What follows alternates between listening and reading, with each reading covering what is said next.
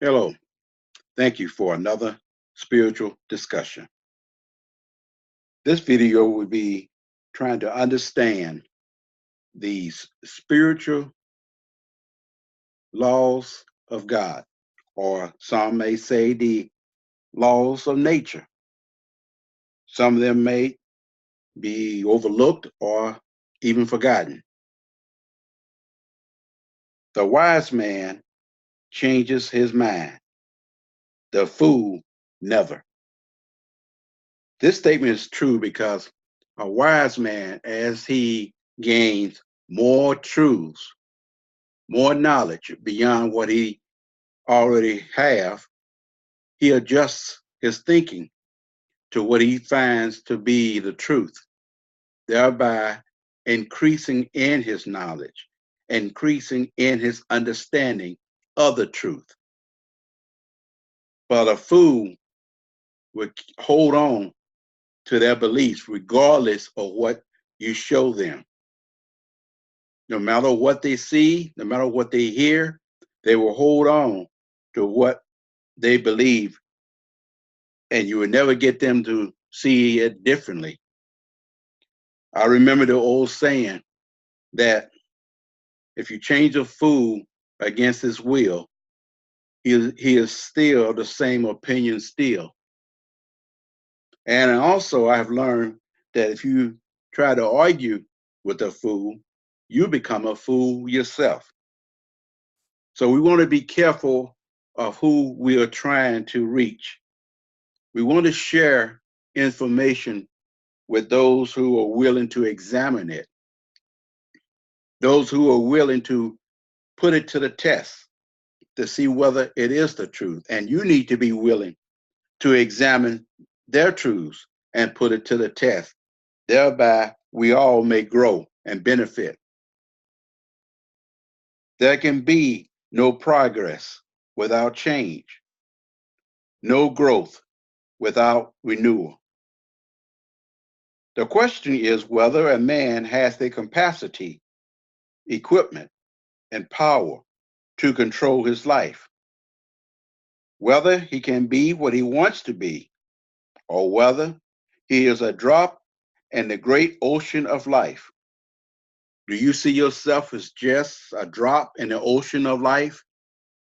And if you do, you feel there's nothing you can do, no change that can be made. You are what you are, and you always be that. Or do you see there's more to life and that there's power within you to be able to make changes and become more than what you appear to be? So, are we victims of circumstances over which we have no control? Are we, or should we be masters and controller of our destinies? How do you see yourself? How do you see the answer to that question? In Mark chapter 4, verse 35 through 40, Mark chapter 4, verses 35 through 40, I found something I thought was pretty interesting. On the same day, when evening had come, he said to them, he is referring to Jesus, talking to his disciples, let us cross over to the other side. Now, when they had left the multitude, they took him along in the boat as he was, and other little boats were also with him. And a great windstorm arose, and the winds beat into the boat, so that it was already filling. But he, talking about Jesus, was in the stern, asleep on a pillow. And they awoke him and said to him, Teacher, do you not care that we are perishing? Then he arose and rebuked the wind and said to the sea, Peace, be still. And the wind ceased, and there was a great calm. But he said to them, Why are you so fearful? How is it that you have no faith? That's a good question. Are we operating in fear or are we operating in faith? But what I find also interesting is that there was a chaos, a storm happening at that time. But Jesus didn't speak to the chaos. He didn't speak to the storm. He spoke to peace. And he told peace, be still. Why is that? Why did he speak to peace? Why not chaos? Why not the storm?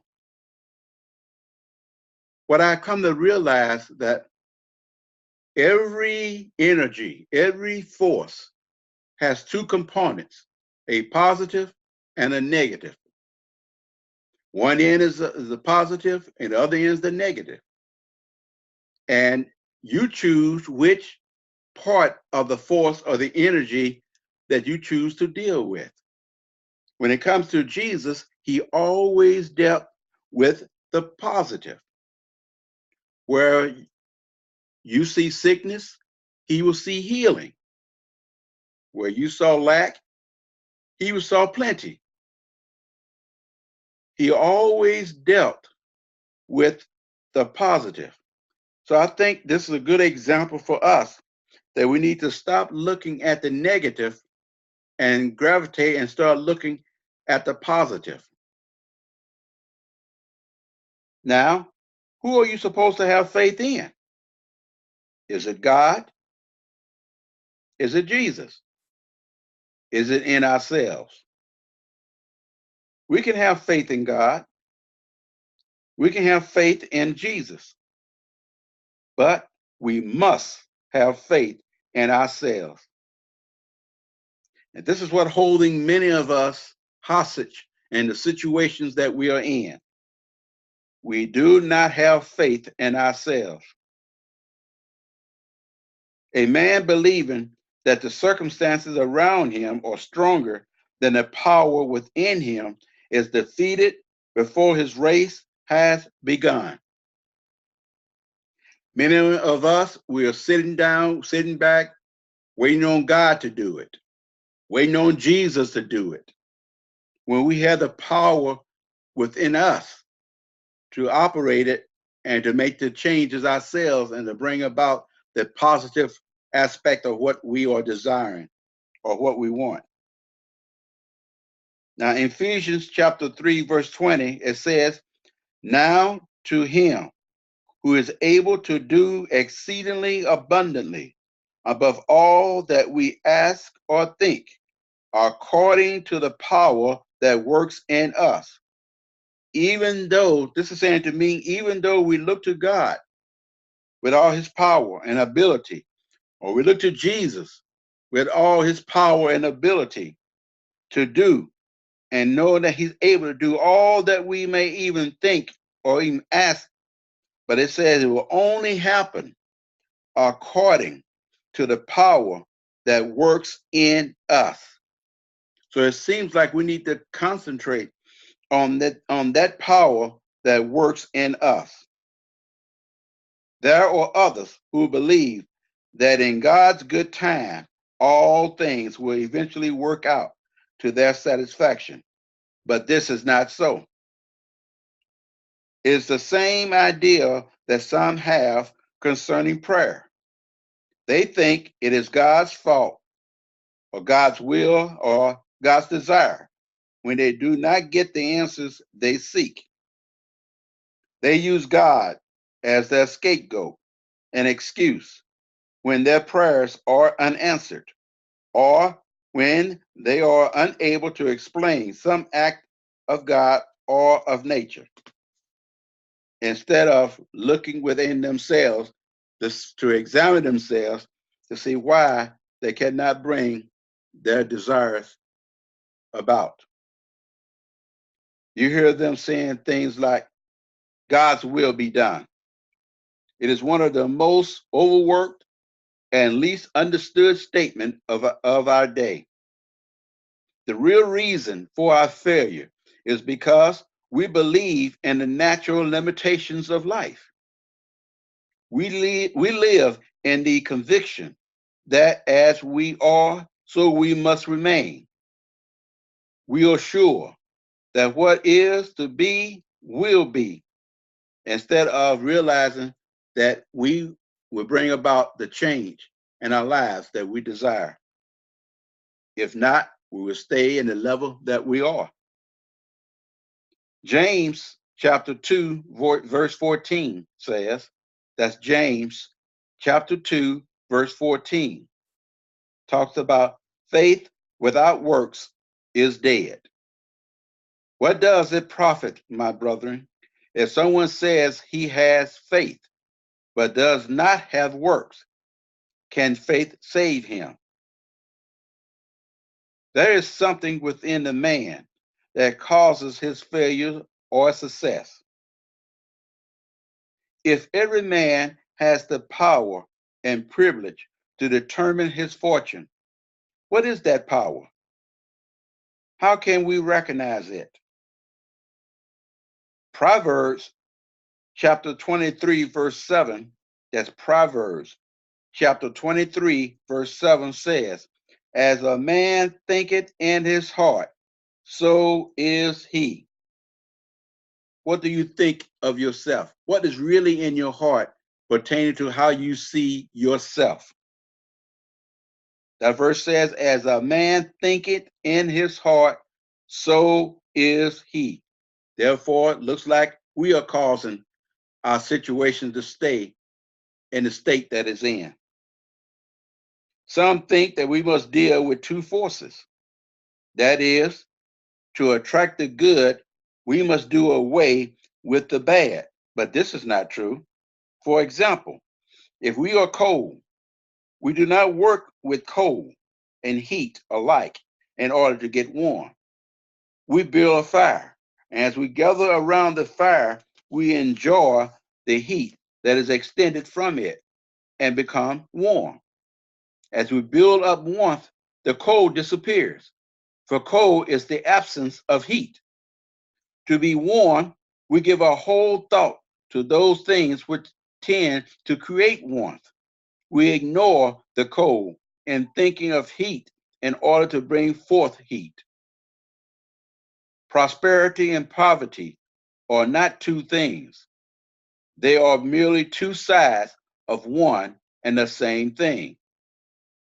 They are but one power, rightly or wrongly used. That's what I was talking about, that every force in energy has a positive and a negative aspect to it. We cannot think of plenty and then worry about lack and the unfavorable conditions that may seem to be apparent. We think about plenty, and as we think of it, lack, its opponent, will be absorbed or disappear.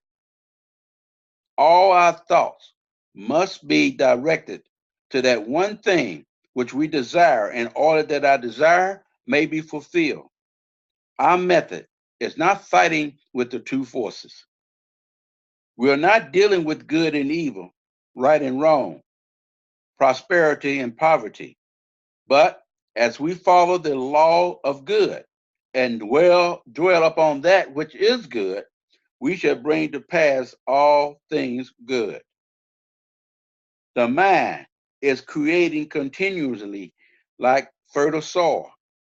Nature does not make a difference between the seed of a weed and that of a flower. She produces and causes both seeds to grow. The same energy is used for both, and so it is with the mind. The mind can create either good or bad. Your ideals determine which is to be created. And if you would, I would like for you to think about these things and these ideas, give them some thought and see what you come up with. And ending this video, please feel free to share it with others. And if you would like to see more of this type of content, please click the subscribe button below on this channel.